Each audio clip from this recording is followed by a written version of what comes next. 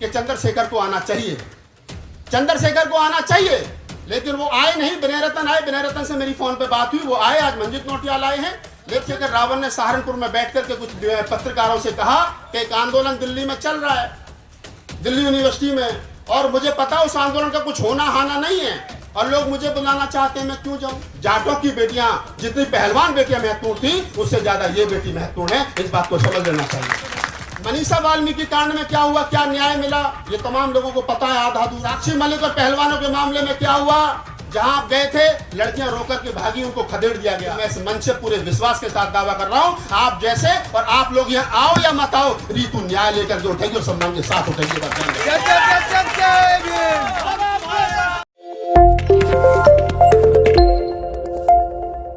दो बात अपने बड़े भाई महमूद प्राचा जी के बारे में बता देता हूं। आप भीम आर्मी के लोगों समझ लो इन सारी चीजों को, आगे भी मिलेंगे हम लोग और ऐसे ही मिलेंगे।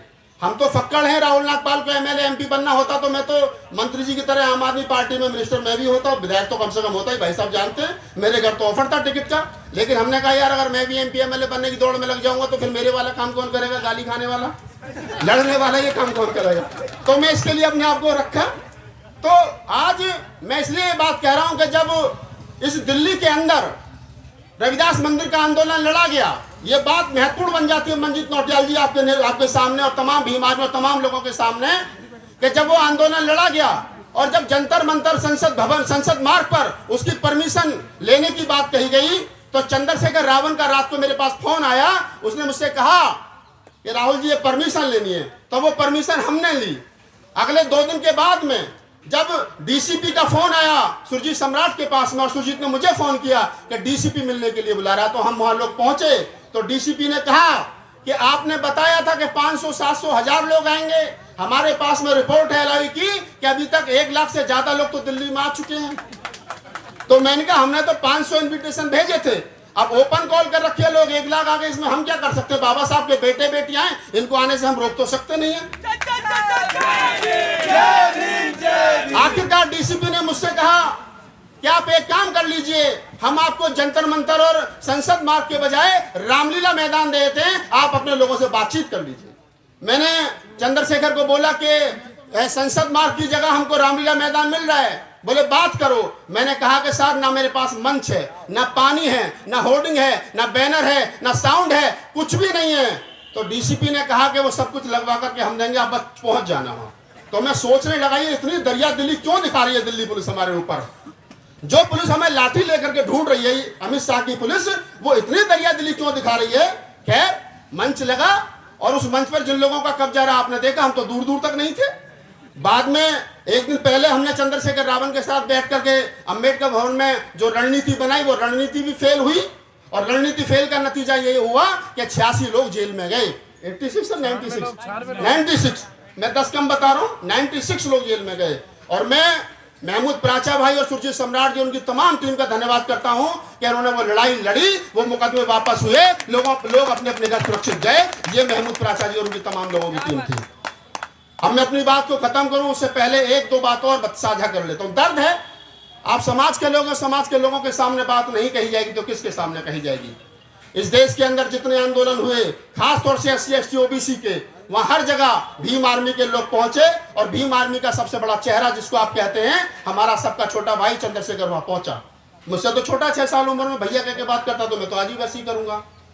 लोगों के लिए नेता होगा, मेरा तो छोटा प्यारा भाई है, मैं तो हमेशा कहता हूं और हमेशा रहेगा। मैं कहता हूं कि जब मनीषा वाल्मीकि कांड में वो पहुंचे, मुझे अच्छा लगा। जब वो पहलवान बेटियों के साथ बैठे थे, मुझे अच्छा लगा। और उन्होंने कहा कि जब तक पहलवान बेटियों को न्याय नहीं मिलेगा मैं यही जंतर मंतर पर डटा रहूंगा, तो मुझे अच्छा लगा। लेकिन जब यहां से 1 महीने पहले मैंने ये बात कही, जब लोगों ने मुझसे पूछा कि राहुल नागपाल जी आप तो भीम आर्मी में काम किए हो, प्रवक्ता रहे हो, आपने लिखने पढ़ने का काम किया है, आज आपका नेता, आपका भाई कहाँ है चंद्रशेखर। तो ये सवाल का जवाब मेरे पास भी नहीं था, रीतू के पास भी नहीं था। मैंने कहा कि चंद्रशेखर को आना चाहिए, चंद्रशेखर को आना चाहिए, लेकिन वो आए नहीं। विनय रतन आए, विनय रतन से मेरी फोन पे बात हुई, वो आए। आज मंजीत नौटियाल आए हैं।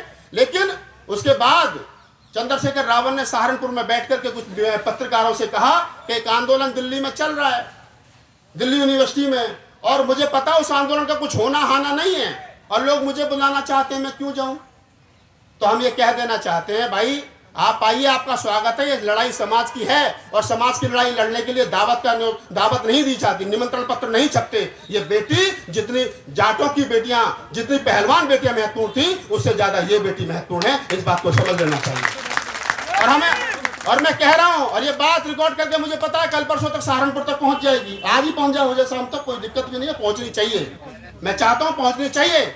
मैं कहता हूं कि मनीषा वाल्मीकि कांड में क्या हुआ, क्या न्याय मिला, ये तमाम लोगों को पता है। आधा अधूरा न्याय वकील साहब बेहतर तरीके से जानते हैं, भाई साहब बेहतर तरीके से जानते हैं। साक्षी मलिक और पहलवानों के मामले में क्या हुआ, जहां आप गए थे, लड़कियां रोकर के भागी, उनको खदेड़ दिया गया। लेकिन मैं इस मंच से पूरे विश्वास के साथ दावा कर रहा हूं, आप जैसे और आप लोग यहाँ आओ या मत आओ, रीतू न्याय लेकर के उठेगी और सम्मान के साथ उठेगी। हक और हकूक की हिमाकत की है हमने। और हाँ, अगर ये बगावत है तो बगावत की है हमने, बगावत की है हमने। मैं कहने को बहुत सारी बातें कह सकता हूं, आप भी लोग सुनने के मूड में हैं, लेकिन समय की अपनी सीमा है। फिर वही कहूंगा कि बस एक बात का गम है कि समय आज फिर कम है। मैं